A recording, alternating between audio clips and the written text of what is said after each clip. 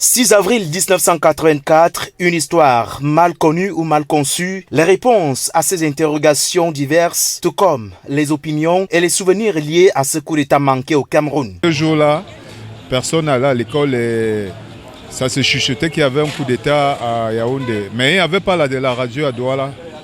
C'est le seul souvenir que j'ai par rapport à cette date-là. Je n'avais pas 6 ans, mais je me rappelle étant petite, le 6 avril, un papa qui était notre voisin, ils avaient fui la guerre en abandonnant leur fille de 10 ans. Et c'est papa qui entendait les pleurs dehors. Papa est sorti dehors, il avait trouvé la voisine dehors que sa famille l'avait abandonnée en fuyant la guerre.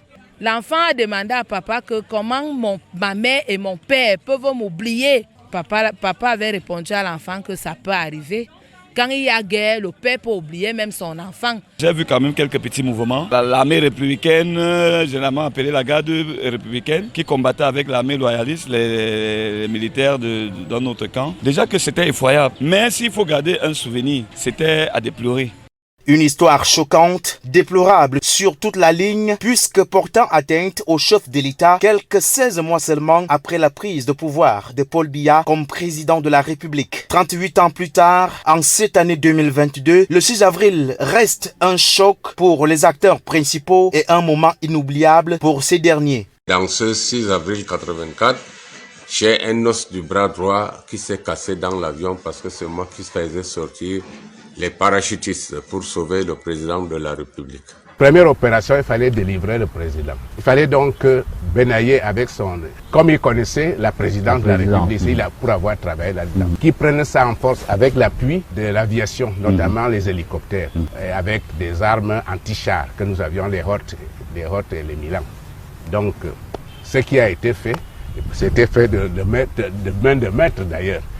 Un Suisse qui était à l'hôtel Montfébé disait ça que c'était comme dans un film.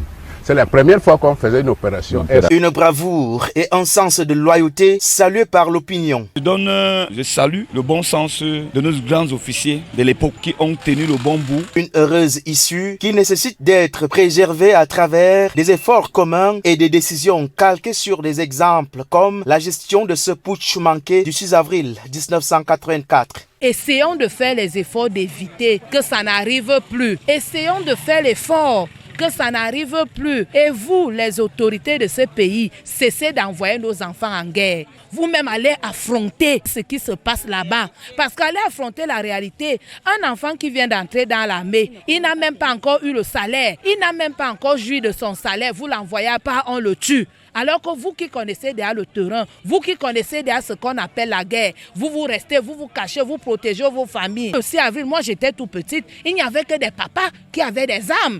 Il n'y avait pas des enfants de 20 ans, de 30 ans. Mais maintenant, ce sont les enfants de 20 ans, 21 ans, 30 ans. Comme quoi, coup d'État manqué du 6 avril 1984 au Cameroun, l'histoire nous parle.